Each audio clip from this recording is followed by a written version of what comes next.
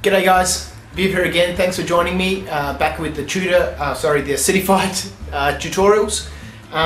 In the previous parts we saw me rambling on and undercoating the building.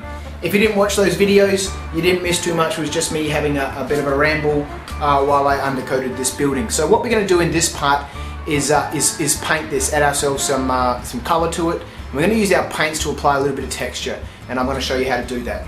So let's just jump into it. So what I've got here on the table, A is the building, some paper towels to work with. Then I've got my 3 layers that I'll be doing the dry brush with. So the dark colour, the light colour, and the lightest colour. You could also use some folk art paints, or if you've got some chromacryl hanging around, you could use that, or any other sort of craft paint is going to be fine. I would stick clear of using Games Workshop paints or Vallejo or Reaper or anything like that. Those paints are specifically designed for miniatures and they're just too expensive to use on this sort of scale. Whilst I'm only painting one building, obviously we'd be doing 4, 5, 6 of these buildings, or like I am, 20 of them at a time. So we need to start off with our base coats. Now my base coat's going to be a little bit unusual. I'm actually going to do a white patch first. So I'm going to use some of my chromacryl. I do have some of the wattle white, but this should be just easy to use. So onto your palette. This stuff is really thick, this chromacryl. If you're going to use it, it's always good to water it down. I haven't used this in a while, so hello. Yeah, that needs some moisture added to it. So let's see what's sitting inside here.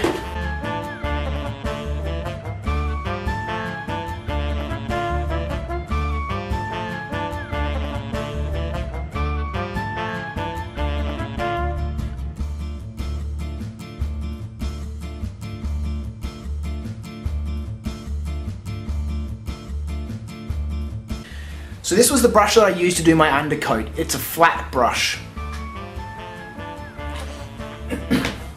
This is what I'm going to use to add the detail. It's a round brush. It's very, very large. This has soft bristles, or somewhat softer bristles than this. Now, I've had these brushes for years. I no longer remember what sort of fibers they have on them. I'm assuming they're all synthetic. So I'm going to start off by dumping my brush into the paint. I'm only going to wipe a little bit of it off. It's not a true dry brush. Then what I'm going to go through and do is just randomly,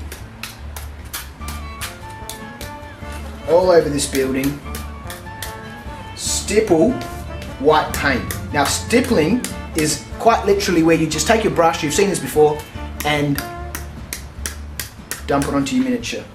Now I'm using a thick paint here because it's going to help add texture. I'm going to do this quite generously actually.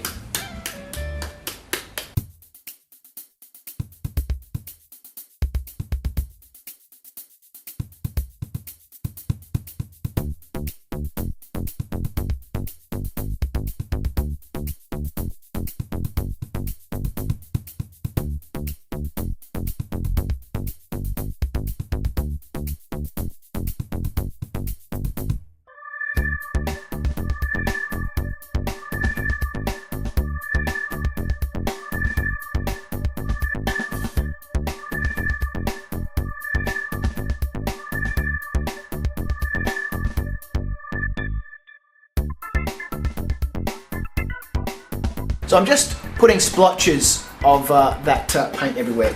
Now I'm going to take my darkest colour. You should never shake a paint tin like this. Always open it and stir it like I did with the white one. When you shake a paint tin like this, what you end up with is paint on your lid there. And as that paint sits there, it will slowly flow all the way around to the outside, and then next time you seal this, that wet paint is going to grab on the top of this lip here, and you're going to have a hell of a time trying to get your paint off. So try to avoid what I just did just then. I'm going to use the same brush, but I'm going to try and wipe off as much of that white as possible.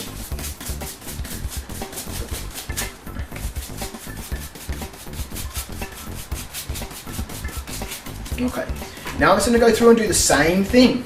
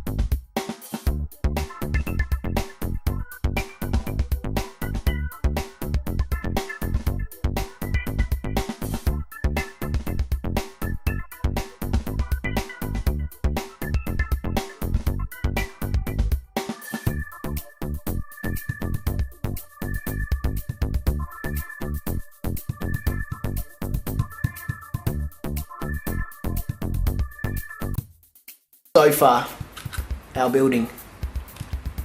It's all coming together pretty quick. Any large splotches of white, you want to sort of just mute them down a little bit.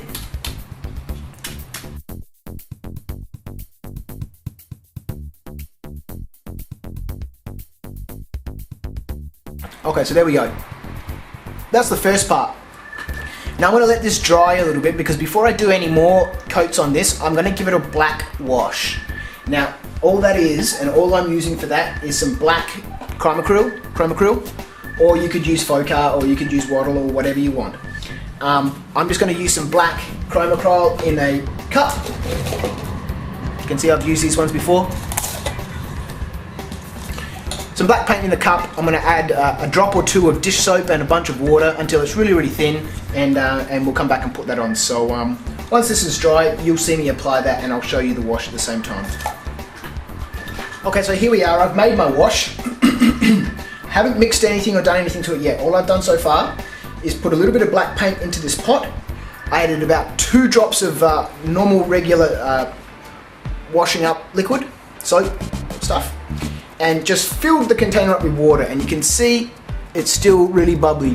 I may have added perhaps a little bit too much dish soap, but that's okay.